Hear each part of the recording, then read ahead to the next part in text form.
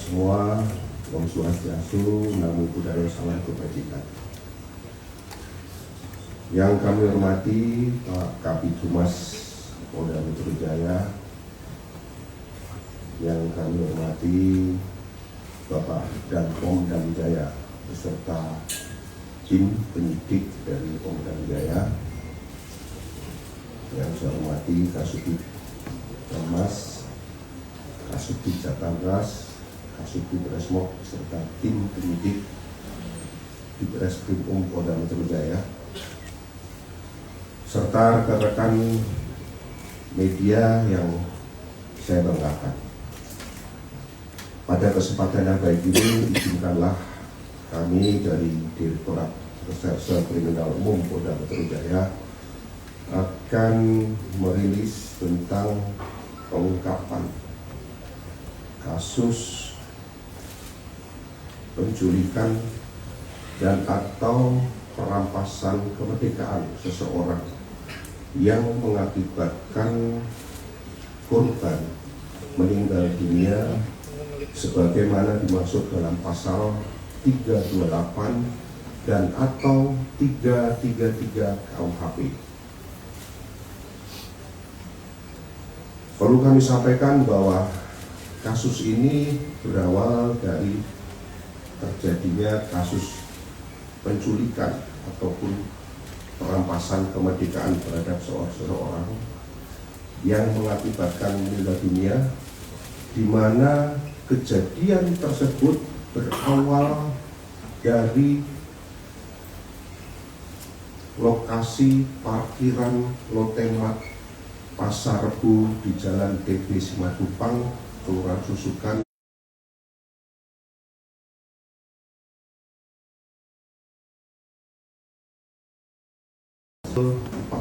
14.00.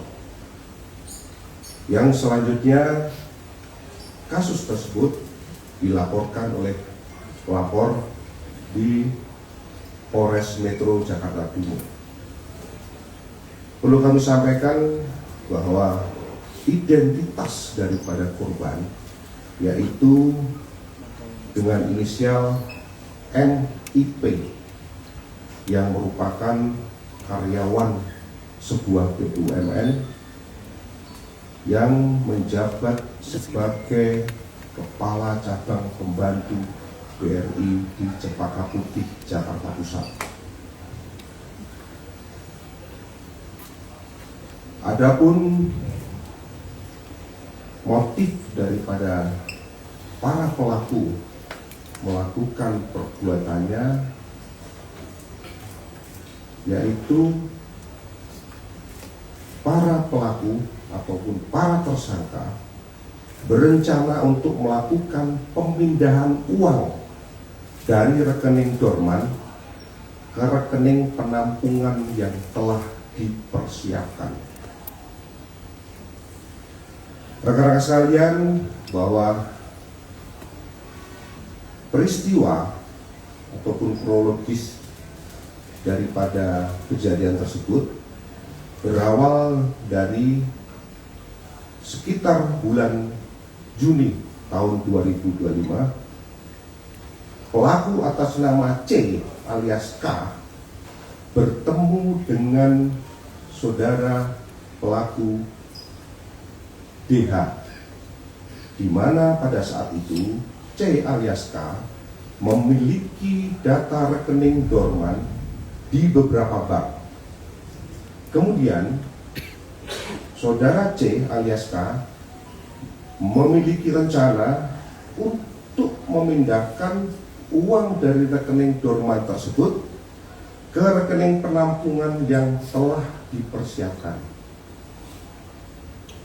Sehingga dalam rencana ini C alias Ken sudah menyiapkan tim IT. Namun untuk melaksanakan hal tersebut memerlukan persetujuan ataupun otoritas dari kepala bank. Sehingga pelaku atas nama C alias K mengajak DH untuk mencari kepala cabang ataupun cabang pembantu yang bisa diajak bekerja sama dalam rangka pemindahan uang tersebut dari rekening dorman ke rekening yang telah dipersiapkan ataupun rekening penampungan. Kemudian pada tanggal 30 Juli 2025, C alias K bersama dengan pelaku atas nama DH dan AAM melakukan pertemuan. Hal tersebut dikarenakan C alias K memiliki informasi terkait data rekening dorman yang ada di Bank BRI. Kemudian C alias K menyampaikan karena upaya-upaya sebelumnya untuk mendekati kepala cabang tidak pernah berhasil, maka pekerjaan pergeseran dana tersebut akan berhasil apabila dilakukan dengan dua opsi ataupun dua metode. Opsi pertama, melakukan pemaksaan dengan kekerasan dan ancaman kekerasan. Setelah itu, korban akan dilepaskan. Kemudian, opsi yang kedua, melakukan pemaksaan dengan kekerasan dan atau ancaman kekerasan. Dan apabila berhasil, maka korban akan dihilangkan atau dalam arti kata korban akan dibunuh. Selanjutnya, pada tanggal 31 Juli 2025, C alias K bersama dengan DW dan saudara AAM kembali melakukan pertemuan untuk membahas apakah akan dilaksanakan opsi 1 ataupun opsi 2. Kemudian pada tanggal 12 Agustus 2025, C alias K bersama dengan DH berkomunikasi melalui WhatsApp. Dan di dalam komunikasi tersebut, mereka memutuskan untuk memilih opsi 1, yaitu melakukan pemaksaan dengan kekerasan ataupun ancaman kekerasan. Setelah itu korban dilepaskan. Pada tanggal 16 Agustus 2025, pelaku atas nama DH mengajak saudara JP, di mana pertemuannya dilaksanakan di salah satu tempat di sekitar kota wisata Cibubur, dan menanyakan apakah memiliki kenalan dari kelompok preman atau orang yang bisa membantu mereka dalam melaksanakan pekerjaan ini, boleh dari sipil ataupun boleh dari aparat. Selanjutnya, pada tanggal 17 Agustus 2025, sekitar pukul 09.00, pelaku atas nama JP menindaklanjuti permintaan saudara DH untuk mendatangi rumah saudara N. Setelah itu, sekitar pukul 20.00 di salah satu kafe di daerah kota wisata Cibubur dilakukan pertemuan kembali yang dihadiri oleh saudara DH, saudara JP, saudara AAM, dan saudara N. Jadi dalam pertemuan tersebut ada 4 orang yang hadir dengan tujuan untuk membahas terkait persiapan untuk dilakukan penculikan terhadap korban. pada tanggal 18 Agustus 2025 dilaksanakan pertemuan kembali yang dihadiri oleh Saudara DH, Saudara AM, Saudara JP, dan Saudara N di salah satu kafe di kota wisata di daerah Cibubur untuk membahas persiapan penculikan. Di dalam pertemuan tersebut, DH dan AAM bertugas untuk menyiapkan tim yang akan mencari alamat korban serta mengikuti korban, di mana dalam tim tersebut terdiri dari 5 orang. Ulangi, terdiri dari 3 orang. Yang pertama adalah Saudara R, Saudara E, dan Saudara B. Kemudian JP, Saudara JP, menyiapkan tim untuk membantu membuntuti korban, yaitu dengan inisial Saudara AW, serta menyiapkan tim yang akan melakukan penculikan terhadap korban. Setelah itu, Saudara N menghubungi Saudara FH yang bertugas ataupun yang disiapkan untuk tim yang akan melakukan penculikan terhadap korban. Kemudian pada tanggal 19 Agustus 2025 sekitar pukul 10.00 Saudara F menghubungi Saudara E dan mereka sepakat bertemu di seputar daerah di Cijantung. Tidak lama setelah itu, Saudara E datang bersama Saudara B, Saudara R, dan Saudara A. Kemudian, Saudara F menunjukkan foto kepada tim Saudara E, lalu memberitahukan untuk menjemput paksa orang tersebut dan mengantarkannya kepada tim yang dipersiapkan oleh Saudara JP. Selain itu,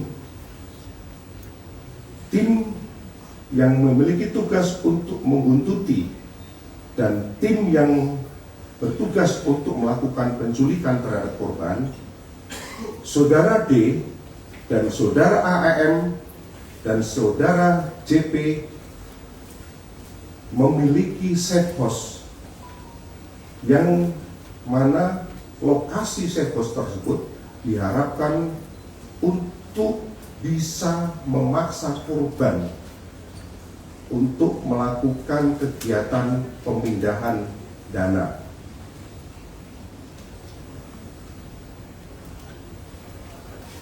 Rekan-rekan sekalian, selanjutnya pada tanggal 20 Agustus 2025, setelah dilakukan serangkaian kegiatan pembuntutan terhadap korban,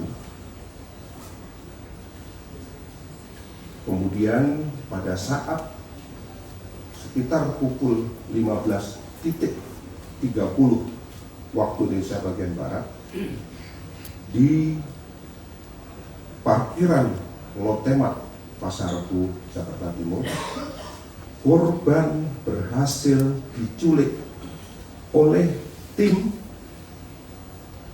yang berisi pelaku Saudara E, Saudara R, Saudara B, Saudara R, dan Saudara A, di mana di dalam penculikan tersebut kelima orang pelaku menggunakan kendaraan Avanza warna putih. Ini yang terekam di CCTV, rekan sekalian.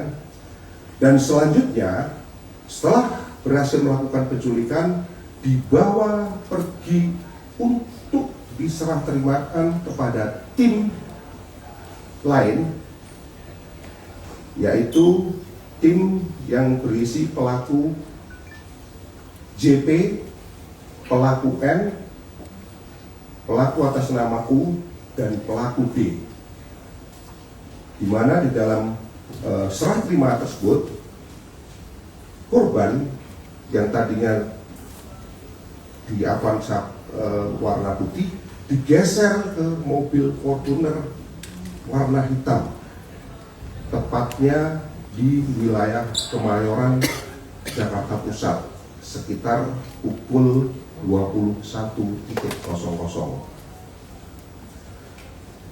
Selanjutnya, dari pukul 21.00, setelah korban berada di penguasaan tim saudara JP, N, U, dan D, untuk menunggu tim penjemput yang dipersiapkan oleh saudara C alias K, yang rencananya akan dibawa ke set pos yang telah disiapkan. Karena tim penjemput tidak kunjung datang, sedangkan pada saat itu korban kondisi sudah dalam keadaan lemas. Akhirnya korban dibuang di daerah Serang Baru, Cikarang, dalam keadaan kondisi kaki maupun tangan masih terikat dan mulut dalam kondisi terlakban atau dilakban. Selanjutnya pada tanggal 21 Agustus 2025 sekitar pukul 05.30,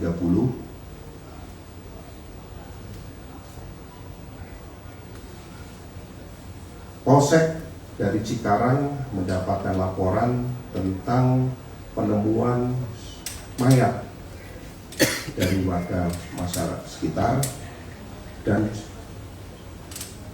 selanjutnya dilakukan penanganan dan olah TKP. Kemudian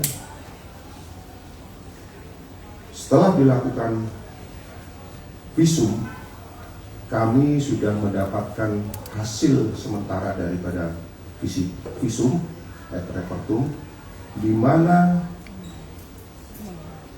korban meninggal diakibatkan karena kekerasan benda tumpul pada leher yang menekan jalannya nafas dan pembuluh nadi besar, pembuluh nadi besar, sehingga menimbulkan ataupun menyebabkan mati lemas.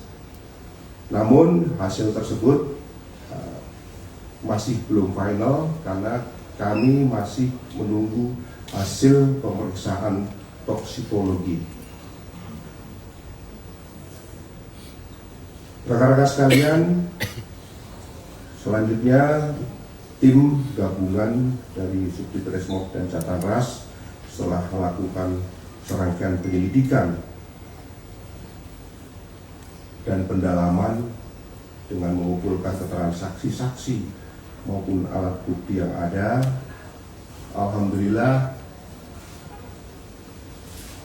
akhirnya kami berhasil mengamankan sebanyak 15 orang tersangka, di mana dari 15 tersangka tersebut kami membagikan menjadi 4 kategori clustering atau 4 kategori atau 4 klaster. Klaster yang pertama yang merupakan otak perencana pelaku penculikan, ini terdiri daripada 4 orang. Adapun identitasnya adalah C alias K, di mana peran daripada C alias K ini adalah mengatur dan menghadiri pertemuan dengan pelaku DWI. Kemudian yang kedua, menyiapkan rencana dan menyiapkan tim IT untuk perpindahan uang dari rekening dorman ke rekening penampungan. Kemudian peran yang ketiga adalah mencari ataupun yang pelaku C ini memiliki informasi tentang rekening-rekening dorman yang ada di bank. Selanjutnya, pelaku yang kedua adalah pelaku DW.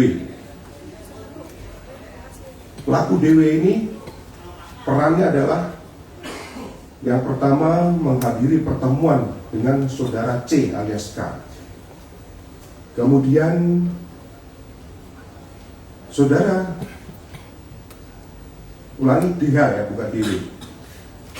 Saudara DH menghubungi saudara JP untuk mencari tim penculik.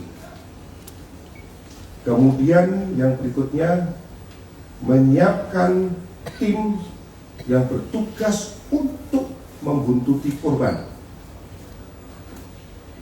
Kemudian yang berikutnya lagi, saudara DH yang merencanakan penculikan terhadap korban. Kemudian yang berikutnya lagi, memberikan uang sebesar 60 juta kepada JP untuk operasional daripada penculikan.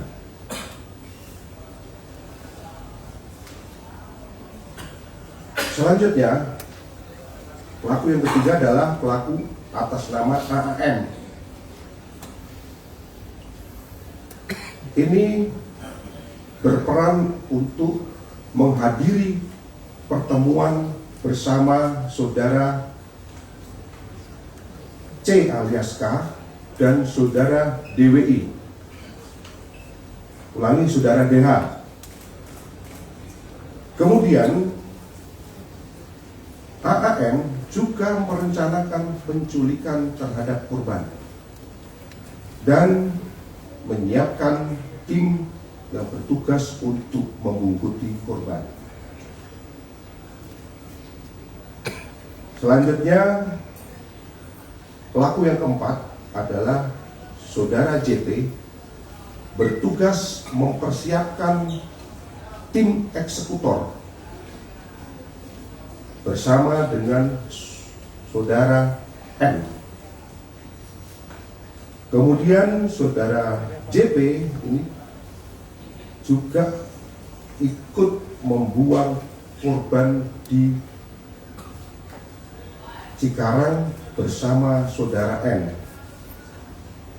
Kemudian yang ketiga berperan mengkoordinir dan mengawasi jalannya pembuntutan sampai dengan kegiatan daripada penculikan terhadap korban.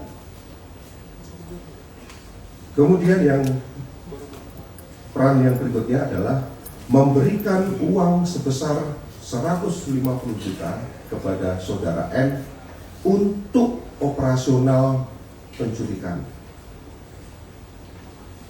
Karena sekalian, itu adalah klaster daripada otak perencana penculikan terhadap korban. Kemudian klaster yang kedua ini merupakan klaster eksekutor penculikan terhadap korban, di mana di dalam klaster penculikan terhadap korban ini kami berhasil mengamankan sebanyak 5 orang tersangka. Yang pertama dengan inisial E, ini berperan memasukkan secara paksa korban ke dalam mobil Avanza putih, kemudian melakukan penganiayaan kepada korban. Yang berikutnya melilitkan lakban ke wajah korban, kemudian mengikat tangan korban dengan tali rafia. dan pelaku E menerima uang sebesar 45 juta rupiah dari saudara FH untuk operasional penculikan, yang kemudian uang tersebut dibagikan kepada 4 rekannya yang lain, masing-masing dengan besaran 8 juta rupiah. Selanjutnya, pelaku yang kedua atas nama REH ini berperan membantu saudara E, pelaku yang pertama, untuk memegangi korban dari belakang dalam proses melilitkan lakban dan mengikat tangan korban. Selanjutnya, pelaku JRS ini berperan untuk membantu saudara E memegangi tangan korban dari kanan, ya bagian tangan bagian kanan, dalam proses melilitkan lakban dan mengikat tangan korban. Selanjutnya, pelaku atas nama AT ini berperan membantu saudara E untuk memasukkan korban secara paksa ke dalam mobil Avanza putih. Kemudian membantu saudara E memegangi korban dari kiri dalam proses ketika dilakukan lilit lakban dan pengikatan tangan korban. Sedangkan pelaku yang kelima adalah pelaku EWB. Ini merupakan driver daripada mobil Avanza pada saat terjadi penculikan. Kemudian di klaster ini ada terlibatan oknum TNI. Nanti untuk lebih jelas akan disampaikan oleh Danpom Jaya, baik identitas maupun peran daripada tersangka tersebut. Adapun klaster yang ketiga adalah klaster penganiayaan yang mengakibatkan korban meninggal dunia. Ini sebanyak 3 orang. Yang pertama adalah saudara JP, yang mana JP ini juga merupakan salah satu otak perencana, tapi juga sekaligus sebagai eksekutor. Karena seperti kita ketahui sama bahwa JP ini juga berada di dalam mobil Fortuner warna hitam, yang mana korban ketika dipindahkan setelah diculik itu dipindahkan dari Avanza putih ke Fortuner hitam. Adapun peran saudara JP yaitu menginjak kaki korban pada saat dalam mobil Fortuner dan membuang korban bersama saudara M.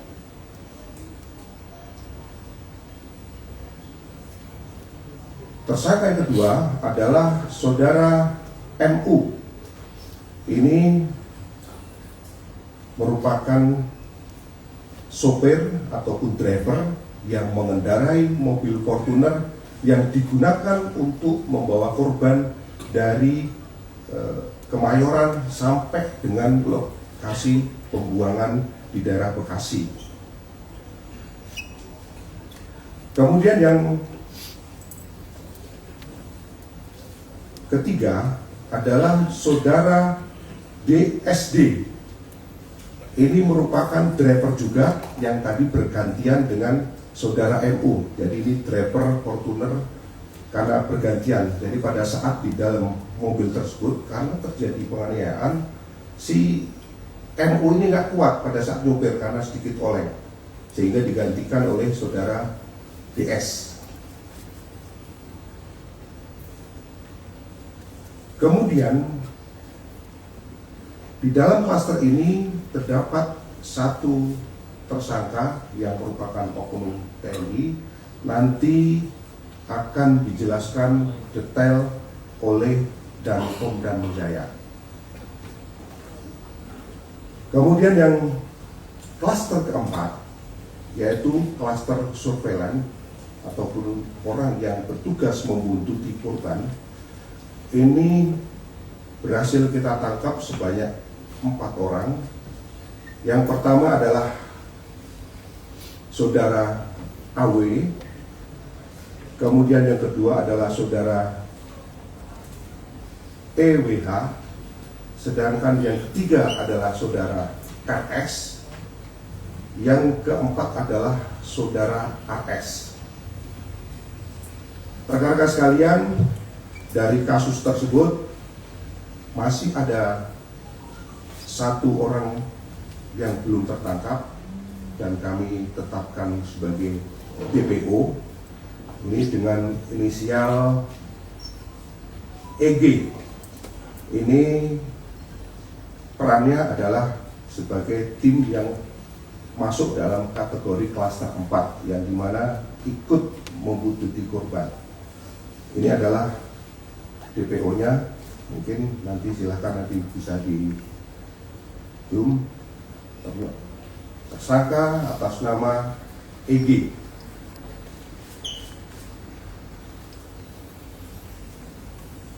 Rekan-rekan sekalian, dari hasil penyelidikan dan penyidikan serta pendalaman yang telah dilakukan oleh tim penyidik terhadap para tersangka dipersangkakan dengan pasal tindak pidana penculikan dan atau merampas kemerdekaan orang sebagaimana dimaksud dalam pasal 328 dan atau 33 ayat 3 yang mana ancaman hukumannya adalah selama-lamanya 12 tahun.